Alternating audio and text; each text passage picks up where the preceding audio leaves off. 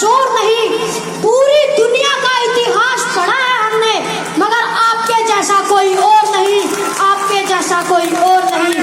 भारत में जन्मे महामानव, भारत को दिशा और दशा देने वाले भारत रत्न बाबा साहब डॉक्टर भीमराव अंबेडकर जी, शिक्षा के महानायक ज्योतिबाराव फूले जी, मनुवाद की रीढ़ की हड्डी को